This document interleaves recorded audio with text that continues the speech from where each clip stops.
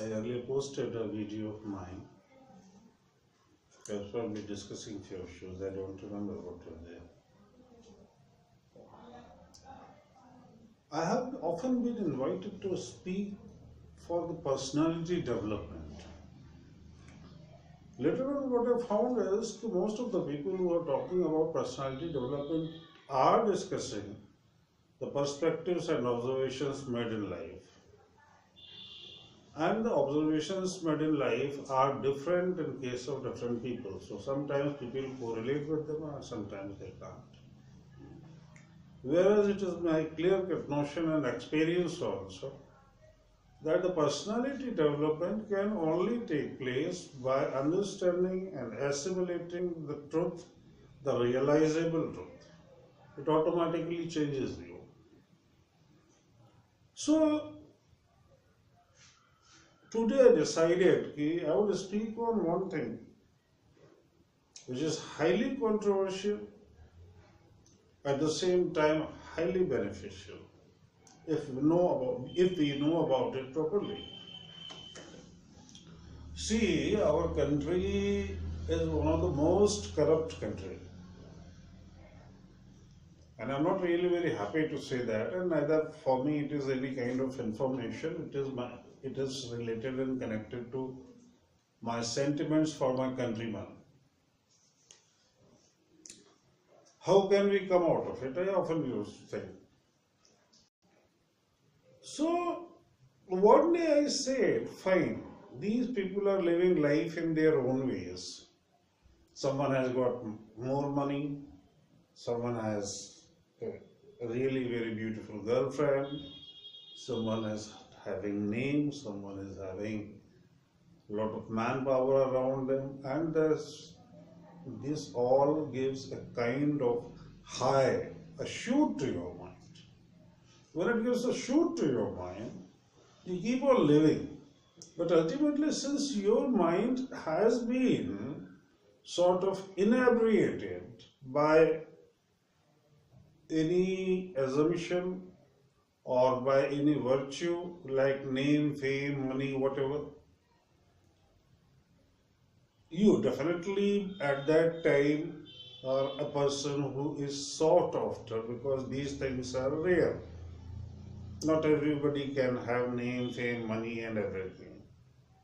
So you are sought after. And that is what we call personality. Shah Rukh Khan has got a lot of money. He is a very good actor. And these two qualities make him desirable. And then once somebody finds that he is desirable, he shoots invariably, his mind shoots invariably to a high, a peak, a surge. But that is not going to help him.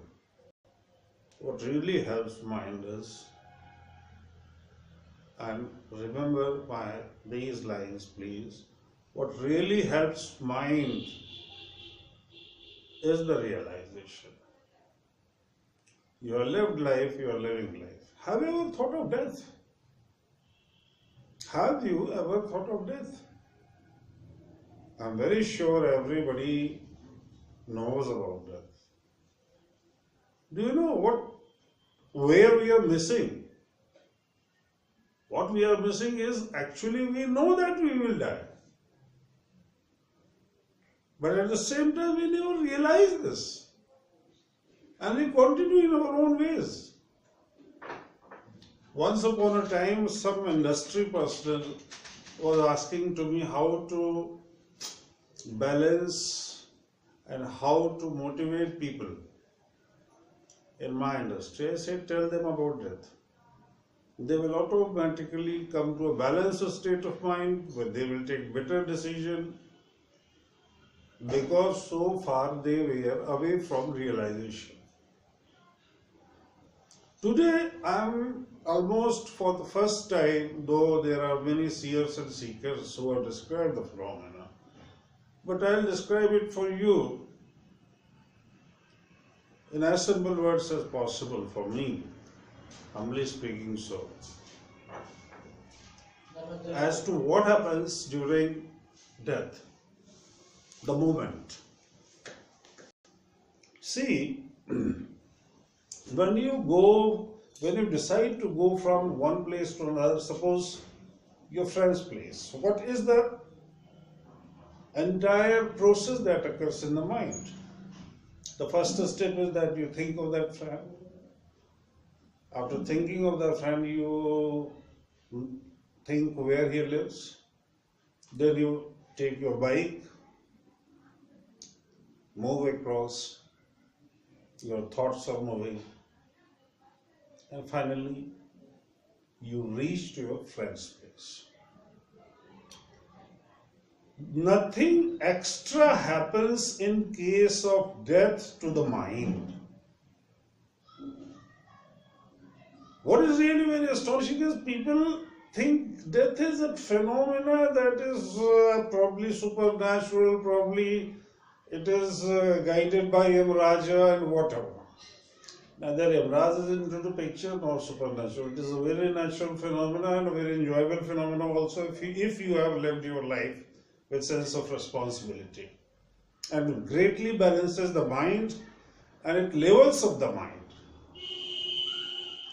So, when the time comes and now your body is no more going to remain with you, you the Atma, you the soul, now your body has lived up so much so that now it cannot really help you. It cannot be with you. At that time, the mind, which is continuously giving signals to various organs, they may be sensory organs, they may be percepting organs, they may be your hands and legs. Mind always remains in continuous communication with all the organs of the body. So at the time of the death, when mind realizes that the organs are not behaving as per the directives given by mind, it knows my stint in this body is over. And when he knows this, he knows that I have to leave this body. Because death never occurs at the level of mind. Death never occurs at the level of soul. You can read Raman Maharshi on this. You must read Raman Maharshi. One of the greatest genius that India has ever produced.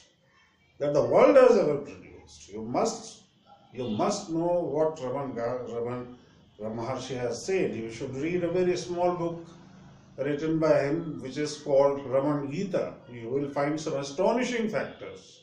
At one point of time in chapter 6 in Hridaya Vidya, he says the heart is not on the left side of the body, but it is on the right side of the body. And this time by saying heart, he is indicating towards Atma, not the physical heart.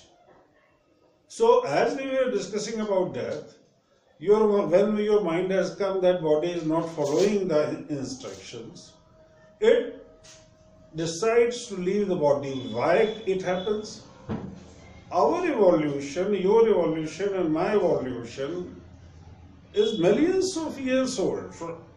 From probably monkeys, even from unicellulars, via monkey to Homo sapiens, the journey is millions and millions of years old.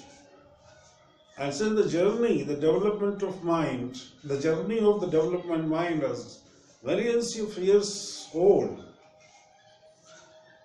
death mind has all the remembrance of those past deaths. It knows when such a situation occurs that organs are not following the instructions of mind, what does it mean? And it knows it by habit of past lives. Buddha said this.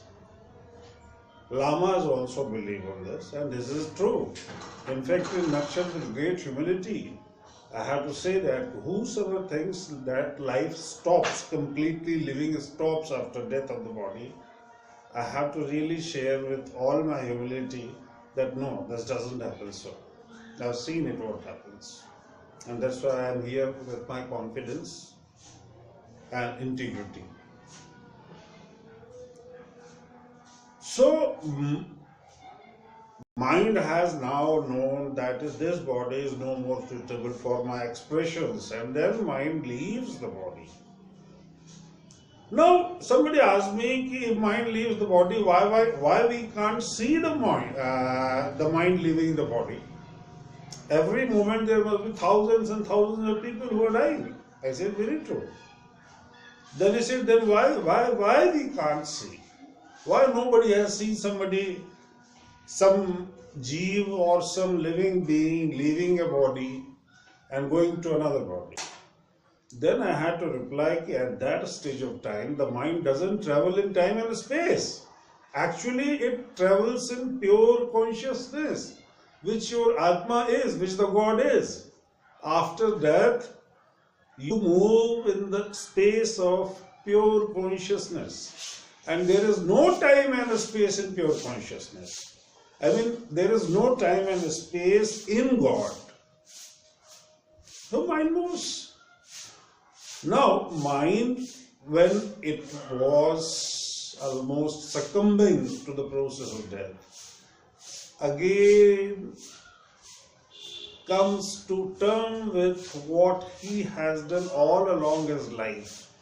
And there is a final picture in his mind, in him, I'm talking about the mind, which says, you are up to this, and now wherever you will go, you will acquire the body which is suitable for your last state of mind.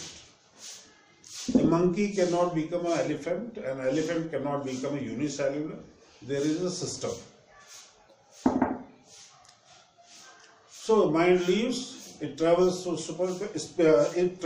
conscious space, and from conscious space, from its remembrance and final outcome of the karmas, it starts moving with the last state of the mind, the last thought of the mind. So there are two things with the mind right now when he is about to leave the body. One is the picture of the destination depending upon your karmas, and the second is thought. And thought becomes like aeroplane, and the picture of the destination becomes like navigator. And mind moves in that direction within the ambit of superconsciousness, and superconsciousness knows it all, that with this picture which the mind is bearing, wherever is it possible for him to go, and wherever it is possible for him to go, superconscious, which knows all, decides and directs the mind to go and acquire a body at that place where it is finding well enough to fit in the structure after prior death. This is a very interesting and a very vast topic. I can never summarize it in less than these words. And I would request you that if you really want to understand these issues, you should come and talk to me, and I will try to help you as much as possible. But once you experience or come to know as to what happens with death, your mind gets leveled. And it comes at the highest state of intensity, like when you get excited, you become weak. But when you know you will die and how and what is the process, your mind gets leveled up. It goes to its level of peace, and when it goes to a level of peace, it becomes most powerful. So the most powerful tool in the universe is none of the atom bomb or hydrogen bomb or electromagnetic bomb. It is your mind which has realized and is balanced. So you are already possessing the most powerful tool, but you have to level it up with two extreme experiences. One is of living life and another of death. What happens during that I have summarized in brief. but it would take a very long discussion to make you understand what happens. Though it is as simple as a cakewalk, and this process is actually occurring with you on day-to-day basis many times. But right now I don't have time, and I am not being allowed.